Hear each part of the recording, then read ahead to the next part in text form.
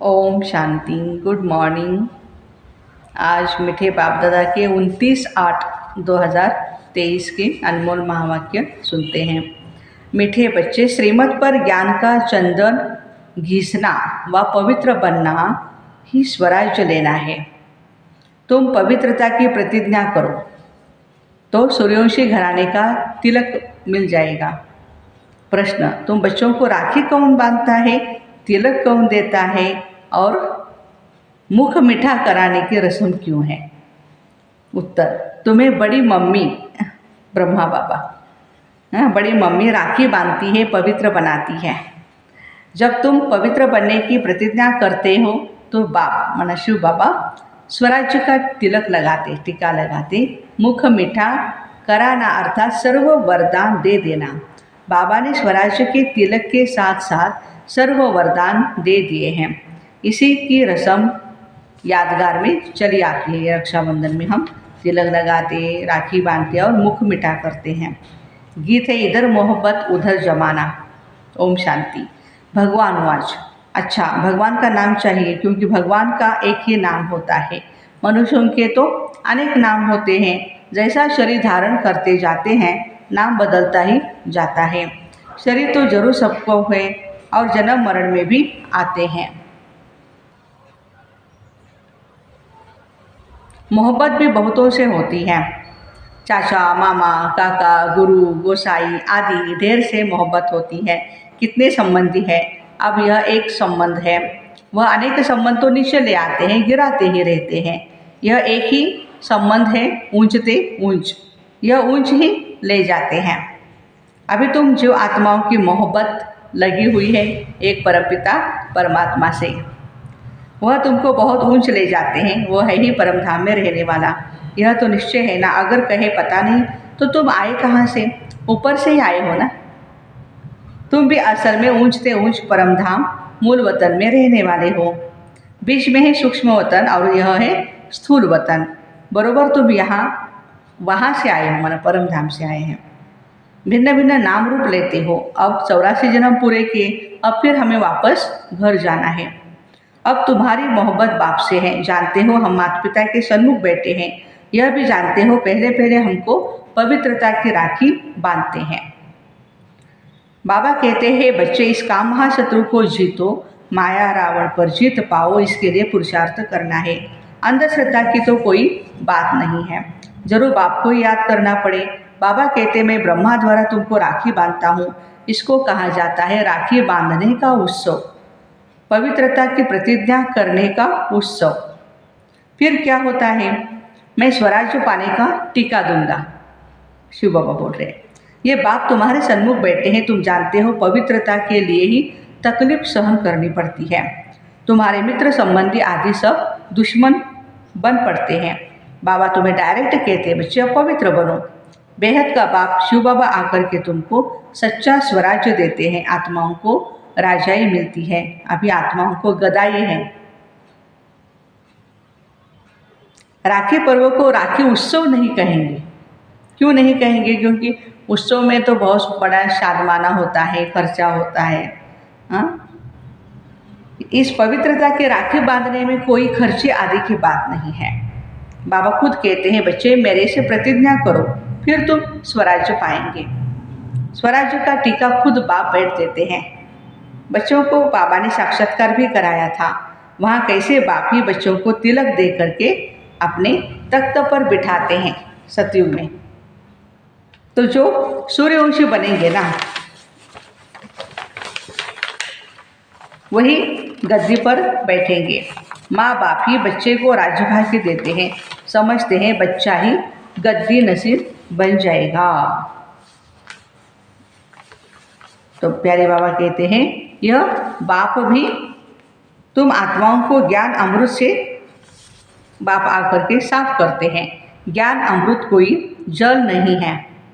बाबा कहते तुमने 63 जन्म विषय सागर में गोते खाए, सिखिले थे बच्चे। अब तुम्हारे 84 जन्म पूरे हुए। अब यह अंतिम जन्म तुम पवित्र बनो, मेरी मत पर चलो। तुम स्वराज्य पाने के लिए ही बाबा के पास आए हो ना। हाँ जी बाबा, राजा के पास जन्म बच्चा जब आता है तो समझता है मैं राजा ही पाऊंगा, परंतु उसको कोई स्वराज्य नहीं कहा जाता है। स्व माना आत्मा, आत्मा का पूरी कर्मेंद्रियों पर राज्य। तो आत्मा को राज्य मिलता है, परंतु ज्ञान नहीं है कि हम आत्मा ने प्रिंस का शरीर धारण किया है महाराजा महारानी बनने के लिए। टीके का भी उत्सव गाया जाता है। बच्चे ज्ञान चंदन घिसे, पवित्र बने, श्रीमत पर चले, तब बाबा टीका लगाएंगे। ज्ञान चंदन घिसना है, पवित्र बनना है और श्रीमत पर चलना है। बाबा खुद तो राज्य नहीं लेते हैं, खुद गद्दी पर भी नहीं बैठते हैं। ऐसा बाप कभी देखा जो बच्चों को गद्दी पर बिठाते हैं, खुद नहीं बैठते? इसलिए तो निष्काम सेवाधारी है ना बाबा। यह ब्रह्मा भी पुरुषार्थी है, शिव बाबा है पुरुषार्थ कराने वाला। यह अपनी बड़ाई कुछ भी नहीं करते, शिव बाबा आकर के इनको भी हीरे जैसा बनाते। तो मुख्य बात है पवित्र रहना। भल घर में इकट्ठे रहते हो लेकिन पवित्र रहो। बाप ने यह रुद्र ज्ञान यज्ञ रचा है। यह यज्ञ हमेशा ब्राह्मणों द्वारा रचा जाता है। श्री कृष्ण कहे कि मैं यज्ञ रचता हूँ, यह हो नहीं सकता। तुम हो ब्राह्मण, ब्रह्मा के मुख वंशावली, तुम श्रीमत पर चल रहे हो। ब्रह्मा को श्री नहीं कह सकते, यहाँ तो आत्मा और शरीर दोनों ही पतित हैं। तुम श्री बन रहे हो, अभी तुमको श्री नहीं कहेंगे, अभी तुम श्रेष्ठ बन रहे हो। ऊंचते ऊंच बाप ही आकर के तुमको श्रेष्ठ बनाते हैं। लक्ष्मी नारायण जैसा ऐसा श्रेष्ठ 16 कला संपूर्ण तुमको बनना है। बाबा हमें पूछते हैं तुमको लक्ष्मी नारायण बनने का नशा है या राम सीता बनने का नशा है? तो सभी बच्चे क्या जवाब देते हैं? बाबा हमें लक्ष्मी नारायण बनने का नशा है। अच्छा, हम तो सूर्यवंशी बनेंगे, 2 कला कम चंद्रवंशी क्यों बने? हम तो नारायण को अथवा लक्ष्मी को वरेंगे। वेरी गुड, तुम्हारे मम्मा बाबा भी सूर्यवंशी बनेंगे ना। जगत अम्बा जगत पिता दोनों ही सूर्यवंशी बनते हैं, तो तुम बच्चे उनके बाबा मम्मा कहते हो तो तुमको भी ऐसा ही पुरुषार्थ करना चाहिए। बाबा टीका भी लगाते हैं और मुख भी मिठा कराते हैं, अर्थात तुमको वरदान देते हैं। विजय का टीका लगाकर वरदान देते हैं, तुम सदा ऐसा स्वराज्य पाएंगे। यथा राजा रानी तथा प्रजा राज्य भाग्य भोगते हैं, परमपिता परमात्मा द्वारा एक ही बार राज्य स्थापन होता है। यह है ऑलमाइटी अथॉरिटी राज्य। वाइसलेस दुनिया भी गाई हुई है, सर्वगुण संपन्न 16 कला संपूर्ण। मर्यादा पुरुषोत्तम देवताएं कभी भी काम कटारी से हिंसा नहीं करते। 63 जन्म तो तुम 1-2 पर काम कटारी चलाते ही आए हो। अमर लोक में काम कटारी नहीं होती है। यहाँ काम कटारी से तुम पतित होते होते तमो प्रधान बन पड़े हो। अभी तुम बच्चे समझते हो बरोबर बाप स्वर्ग की स्थापना करते हैं, भारत में ही जन्म लेते हैं। बाप ने वैकुंठ की सौगात लाई है, आधा कलप रड़ियाँ मारी है। ओ गॉड फादर रहम करो, मेहर करो, भक्ति मार्ग में भी गाते हैं।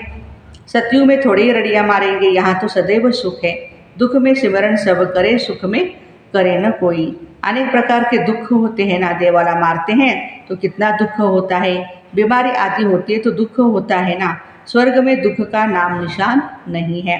बाबा आकर तुम बच्चों को राज्यभाग्य का टीका देते हैं। यह है दुख धाम और वो है सुख धाम। शांति धाम में तो आत्मा कुछ भी बोलती नहीं है, परम धाम में यहाँ फिर टॉकी बनती है। तुम्हारा स्वधर्म है ही शांति, अभी तुमको सुख शांति का स्वराज्य मिलता है। बाबा का बच्चा बनकर उनकी श्रीमत पर चलना चाहिए। पढ़ाई के समय सारा अटेंशन पढ़ाई में ही देना पड़ता है। पढ़ाई के समय और व्यर्थ बातों का वर्णन नहीं चलता है। अगर कोई उल्टा सुल्टा बोलते भी हैं पढ़ाई के समय तो उनको क्या कहेंगे? Attention please. बाद में बातें करना, पहले पढ़ाई पढ़ो। तो बाप बच्चों को कहते हैं तुम्हारी बुद्धि भटकनी नहीं चाहिए। बाहर धक्के खाने वालों के ख्यालात भी इधर उधर दौड़ते रहेंगे, समझेंगे कहाँ छुट्टी हो और घर चले जाएं। अब तो बच्चों को पढ़ना और पढ़ाना है, ब्राह्मणों का धंधा ही है गीता सुनाना। वह ब्राह्मण भी गीता सुनाते हैं, शरीर निर्वाह करते हैं। ब्राह्मणों का धंधा है गीता सुनाना। तुमको भी ऐसे ही कहा जाता है, गृहस्थ व्यवहार में कमल फूल समान पवित्र रहना है। प्रतिज्ञा करनी है, यह अंतिम जन्म हम पवित्र रहेंगे। ये अपवित्र दुनिया विनाश होनी है, विनाश की तैयारी भी देख रहे हो, होलिका जलेगी। ओ तो बेहद की होगी ना होलिका। वास्तव में यह सब उत्सव इस समय के हैं। बाप तुमको तिलक देते हैं, कितने हम भाग्यशाली, इसमें भगवान हमें राज तिलक देते हैं। तुम्हारी बुद्धि कहती है बाबा हमको सतयुग का विश्व का मालिक बनाने के लिए पढ़ाते हैं, अथवा स्वराज्य का तुम तिलक पाते हो। बाप ही तिलक देते हैं, यहाँ तो तुम सन्मुख बैठे हो। राज्य भाग्य वह लेंगे जो पवित्र रहेंगे। राखी का महत्व बड़ा भारी है। राखी का महत्व बड़ा भारी है। कहते हैं बहन भाई को टीका लगाकर राखी बांधती है, तो बहनें तुम भाइयों को तिलक लगाएंगी, राखी बांधेंगी और उनका मुख भी मीठा करेंगी। यह उत्सव कहाँ से शुरू हुआ? संगम युग से, जबकि परमपिता परमात्मा पवित्र रहने की प्रतिज्ञा कराते। शिवरात्रि का भी उत्सव है, फिर राखी का उत्सव, फिर है दशहरा, फिर दीपावली का उत्सव होता है, नवरात्रि का उत्सव होता है। ये सब उत्सव चलते आए हैं, तो तुमको तो बहुत खुशी होनी चाहिए। दशहरा अर्थात विनाश के बाद फिर दीपावली आएगी। घर घर में स्वर्ग होगा। तुम शिव बाबा की, ब्रह्मा विष्णु शंकर की, लक्ष्मी नारायण राम सीता आदि सबकी जीवन कहानी बता सकते हो। सारे चक्र को तुम बच्चे जान गए हो। इसको कहा अच्छा, बाकी 8-10 भुजाएं तो कोई को हो नहीं सकती है। एबनॉर्मल है ना वो सब। नॉर्मल में तो पर्सन को 2 ही भुजाएं होती है, तभी तो काम कर सकता है। 4, 5, 6, 8 ऐसे होगा तो फिर काम कैसे कर सकेगा? बाबा कहते हैं कि ऐसे भुजाएं नहीं हो सकती। मनुष्यों ने कितने चित्र बैठ बनाए हैं। So this is called as an waste of time and waste of money, waste of energy. अभी तुम जानते हो हम आए हैं स्वराज्य का वर्षा पाने के लिए। हम श्रीमत पर क्यों नहीं चलेंगे? जैसे माता पिता चल रहे हैं, ब्रह्मा बाबा और मातेश्वरी हमारी, उनको हमें फॉलो करना है। ये तो समझने की बात है। बाप है मनुष्य सृष्टि का रचयिता, बेहद का बाप है ना। कितने बच्चे अडॉप्ट करते हैं, प्रजापिता है ना। वो लौकिक बाप तो करके एक बच्चे को गोद में ले लेते हैं, उनको प्रजापिता नहीं कहेंगे। कई ऐसे भी होते हैं अडॉप्ट करते हैं, फिर उनको बच्चा हो जाता है, तो उस बच्चे पर भी जास्ती प्यार हो जाता है। गोद में लिए हुए बच्चे को फिर कम प्यार करते हैं। देखो ये बात हो जाती है। अब तुम बच्चे समझते हो हम ईश्वरीय गोद में आते हैं, ईश्वर हमको टीका लगाते हैं पवित्रता का। तुम दिल अंदर प्रतिज्ञा करते हो, बाबा आप आए हो, हम आपका सपूत बच्चा बन, पवित्र बन आपसे वर्षा जरूर लेंगे। अभी सबकी कयामत का समय है। पापों का हिसाब किताब चुकतू कर पुण्य का खाता जमा करना है। बाबा की याद से ही जमा होता जाएगा। जितना शिव बाबा को याद करते जाएंगे उतना, और अविनाशी ज्ञान रत्नों का दान करते जाएंगे तो खाता जमा होगा। जितना सर्विस करेंगे उतना ही जमा होगा। जमा होते होते राजधानी बन जाएंगी। 8 है मुख्य रत्न, 8 रत्न का जेवर भी बनाते हैं ना। देवियों के साथ देवताएं भी होंगे ना, ढेर सारे देवताएं भी होंगे, लेकिन यहाँ अभी ब्रह्मा कुमारी में देखते हैं कि माताओं की मेजॉरिटी ज़्यादा होने के कारण अधिकतर देवियों की पूजा होती है। देवताओं की भी होती है, नारायण जी या गणपति बापा है, हमारे हनुमान जी हैं, सबकी पूजा होती है, लेकिन माताओं की संख्या ज़्यादा होने के कारण फिर देवियों के रूप में उनको पूजा जाता है। तो प्यारे बाबा कहते हैं कि अच्छा, राखी कौन बांधते हैं? शिव बाबा खुद तुम्हारे सन्मुख बैठे हैं, तो शिव बाबा राखी भी बांध देंगे और तिलक भी देंगे और मुख भी मीठा कराएंगे। मुख मीठा कराना माना सभी वरदानों से भरपूर करना। और जब कोई वरदान हमें प्राप्त होता है तो सारे प्रॉब्लम्स खत्म हो जाते हैं। इसका मतलब तुम भविष्य में सदा सुखी रहेंगे। तुम फिर बाबा को सौगात देते हो। क्या सौगात देते हो? अपना सब कुछ, जो बचा कुचा है, तन मन धन, वो बाप को हम दे देते हैं। तो बाबा कहते मैं फिर तुमको 21 जन्मों का वर्षा देता हूँ। लेन देन का हिसाब है। बाबा सौदागर है, लेते क्या है और देते क्या है। कहते हैं ईश्वर अर्थ दान दिया क्योंकि जानते हैं ईश्वर भाड़ा देगा। बाबा कहते हैं भक्ति मार्ग में भी मैं तुमको भाड़ा देता हूँ। अभी फिर डायरेक्ट आया हूँ। तुमको कितना अविनाशी रत्नों का दान देता हूँ, तुम फिर औरों को दान करते हो। तुम तो सब भाई भाई हो। तुमको फिर यह बड़ी मम्मी ब्रह्मा बाबा राखी बांधती है और शिव बाबा तिलक लगाते हैं। यह माता पिता दोनों इकट्ठे हैं। माँ राखी बांधे और बाप तिलक दे तो तुम राजा रानी बन जाएंगे। तुम्हारी मोहब्बत परमात्मा से ही है। जो भारतवासियों को तिलक देने आए हैं, भारत को स्वर्ग किसने बनाया? जरूर बाप आया है ना। श्री कृष्ण तो है ही रचना नंबर 1 और शिव बाबा है रचयिता नंबर 1। श्री कृष्ण परमात्मा की नंबर 1 रचना है और शिव बाबा नंबर 1 रचयिता है। तो तुम बच्चों को खुशी का पारा कितना होना चाहिए? खुशी का पारा नाखून से चोटी तक रहना चाहिए। पाँव के नाखून से सर के चोटी तक इतना नशा हमें होना चाहिए। अच्छा, मीठे मीठे सिक्के लगे बच्चों के प्रति माता पिता बाप दादा का याद प्यार और गुड मॉर्निंग। रूहानी बाप के रूहानी बच्चों को नमस्ते। हम रूहानी बच्चों की रूहानी माता पिता बाप दादा को याद प्यार गुड मॉर्निंग और नमस्ते। वाह बाबा वाह, शुक्रिया बाबा शुक्रिया। धारणा के लिए मुख्य सार, दिल की मोहब्बत एक बाप से रखनी है, देहधारियों से नहीं, क्योंकि सर्व संबंधी एक बाप है। पढ़ाई के समय अपना फुल अटेंशन पढ़ाई पर ही देना है। व्यर्थ बातों का वर्णन या चिंतन नहीं करना है। बुद्धि को भटकाना नहीं है। आज का वरदान है असोच बन, बाप की शक्ति मदद के रूप में अनुभव करने वाले चिंता मुक्त भव। असोच बन माना सोचना नहीं है। कई बच्चे सोचते हैं, क्या सोचते हैं? सेवा कैसे बढ़ेगी बाबा, अच्छे अच्छे जिज्ञासु पता नहीं कब आएंगे। सेंटर की बहनों को ये विशेष संकल्प ख्याल आते हैं, कब तक सेवा की भागदौड़ करनी पड़ेगी। लेकिन सोचने से सेवा नहीं बढ़ती है।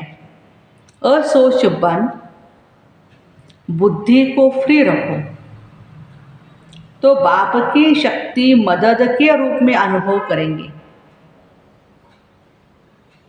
बुद्धि को फ्री रखेंगे तो बाप की मदद मिलेगी और सेवा की वृद्धि स्वतः ही होगी। बाबा करावनहार है और करने के निमित्त में आत्मा हूँ। इसको कहते असोच। असोच अर्थात एक की ही याद। उन्हें कोई चिंता हो ही नहीं सकती है। जहाँ शुभ चिंतन है वहाँ कोई चिंता नहीं। आज का स्लोगन है, अपनी उपराम स्थिति द्वारा सर्व बातों से किनारा कर लो तो एक बाप के सहारे का अनुभव होगा। अपनी उपराम स्थिति द्वारा एक सर्व बातों से किनारा कर लो तो एक बाप के सहारे का अनुभव होगा। तो ऐसे असोच बन, बाप की शक्ति मदद के रूप में अनुभव करने वाले चिंता मुक्त भाई बहनों को ओम शांति। Have a nice day.